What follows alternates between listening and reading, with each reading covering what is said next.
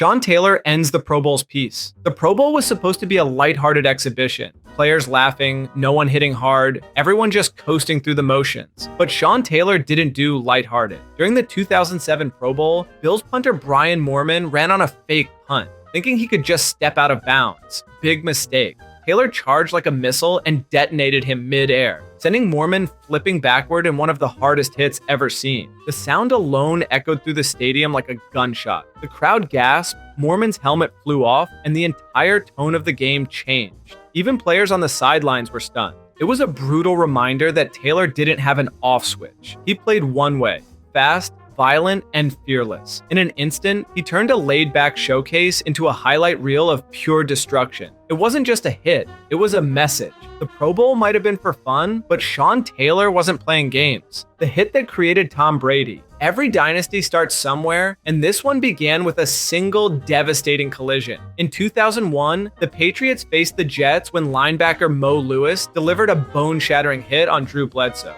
The hit drove Bledsoe out of bounds and into the turf with such force that he suffered internal bleeding. It could have ended a career, and in a way, it did. Because when Bledsoe went down, a 6th-round backup named Tom Brady stepped in. Nobody knew it then, but that tackle would change the entire course of NFL history. The Jets ended up losing that game, and the Patriots gained a legend. It's wild to think that one violent play sparked 2 decades of dominance. Mo Lewis didn't just lay a hit, he accidentally ignited the greatest quarterback run of all time. That's the kind of story football gives you. Pain on one side, destiny on the other. One man's misfortune became another's legacy. And for Patriots fans, that collision is football fate caught in 4K Jack Tatum's Super Bowl decapitation. They called Jack Tatum the assassin for a reason. He didn't just hit people, he tried to erase them. In Super Bowl 11, Vikings receiver Sammy White ran a slant route and caught the ball just long enough to regret it. Tatum launched himself like a torpedo, colliding so hard that White's helmet exploded off his head and flew several yards downfield. Somehow, White still held on to the football, but that hit became one of the most replayed moments of the 1970s brutality. It wasn't just about defense, it was about intimidation.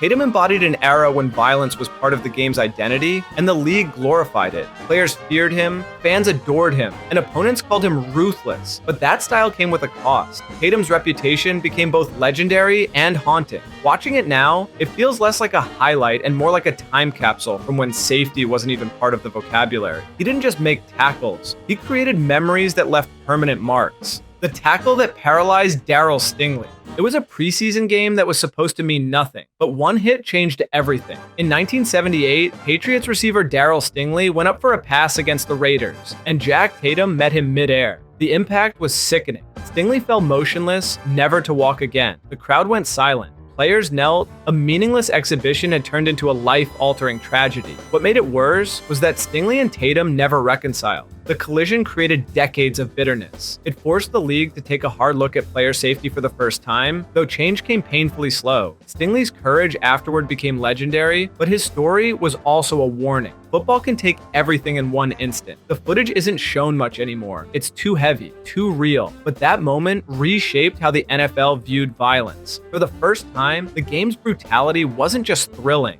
it was terrifying. And the man lying still on the turf became the cost of a culture obsessed with contact. Chuck Hughes' on-field death. It's the darkest chapter in NFL history. In 1971, Lions receiver Chuck Hughes caught a pass late in a game against the Bears, jogged back to the huddle, and suddenly collapsed. No one knew what happened. Players waved frantically for help. The crowd of 60,000 fell silent as medical staff sprinted onto the field. They tried everything: CPR, defibrillation, oxygen, but Hughes never woke up. He was 28. The game resumed minutes later, a surreal decision that still haunts many who were there. Hughes had suffered a heart attack brought on by an undiagnosed condition, but fans didn't know that then. They thought it was the tackle that killed him. To this day, he remains the only NFL player to die during a game. And every time a player goes down and doesn't get up right away, fans still hold their breath, haunted by that memory. It's a reminder that behind every bone-rattling hit, there's a line football can cross, and sometimes it crosses it for good. Reggie Bush gets jacked up. Few plays define the word violence like this one. In the 2007 playoffs, Saints star Reggie Bush ran a swing route, turned upfield, and met Sheldon Brown at full speed.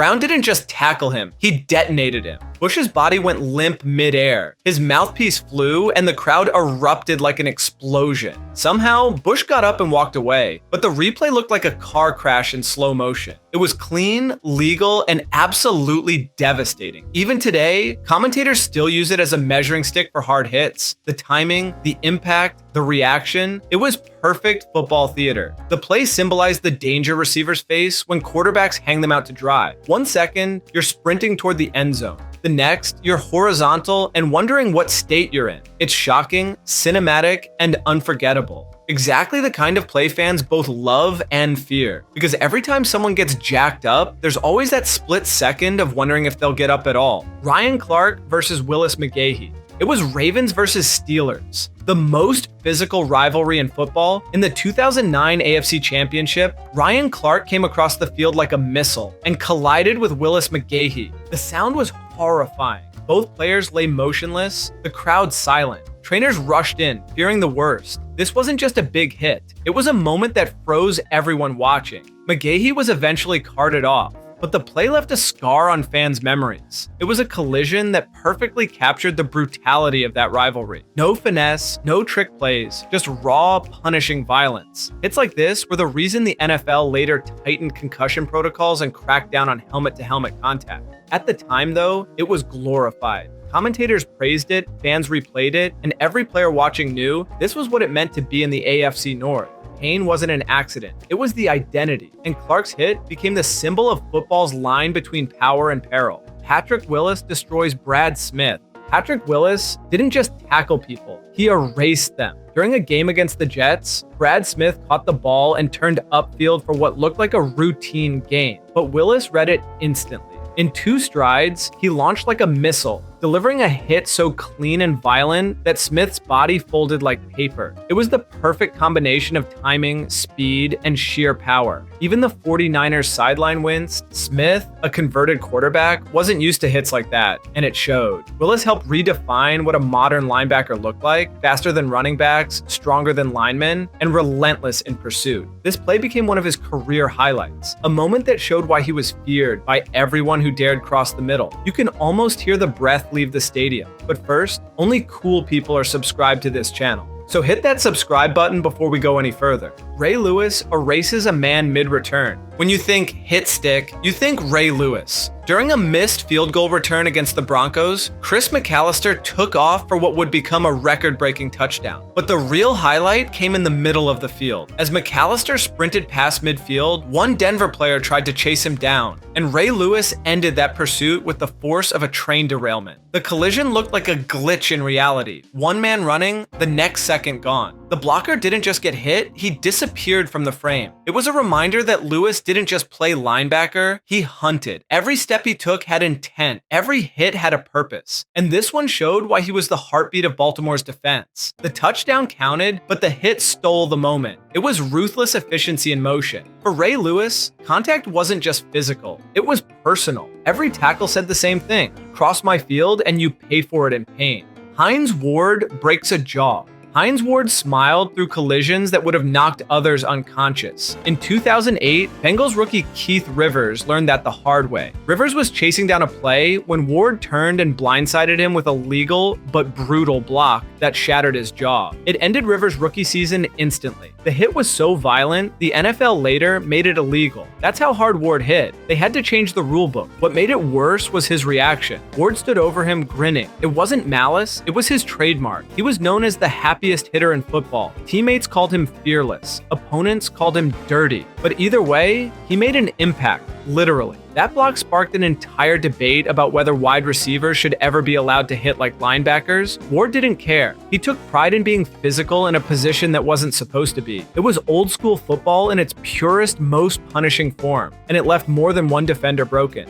Ochocinco wakes up in La La Land. Chad Ochocinco was all flash and flare, trash talk, dances, gold jackets, but this moment silenced everything. During a brutal Bengals-Steelers matchup, Ochocinco cut across the middle for a pass and was met head-on by a defender who had zero interest in celebrity status. The hit was so violent, it looked like a ragdoll glitch in a video game. Ochocinco's body went limp, his helmet twisted sideways, and for a few seconds, it looked bad. Even teammates froze. When he finally got up, he smiled through the pain, but everyone watching knew he was dazed. That's what made it memorable, his bravado meeting football's reality. He later joked about it, saying he saw colors he didn't know existed. That one-liner became iconic, but the footage says it all. It was a lesson every receiver learns eventually. The middle of the field isn't a stage, it's a minefield. And when you dance in it, there's always someone waiting to turn the lights out. Earl Campbell's headbutt of doom. Before the days of targeting penalties, Earl Campbell was a one-man demolition crew. In the late 1970s, he lowered his helmet and rammed straight into linebacker Isaiah Robertson, sending him flying backward. It wasn't just a collision, it was a human car crash. Campbell didn't run around people, he ran through them. He gave new meaning to the phrase ramming speed. The Oilers star treated defenders like obstacles to be erased. Robertson's helmet nearly spun off his head, and the crowd erupted as if witnessing a gladiator match. Campbell didn't celebrate. He just walked back to the huddle like it was business as usual. That's what made him terrifying. Every run looked like it hurt someone.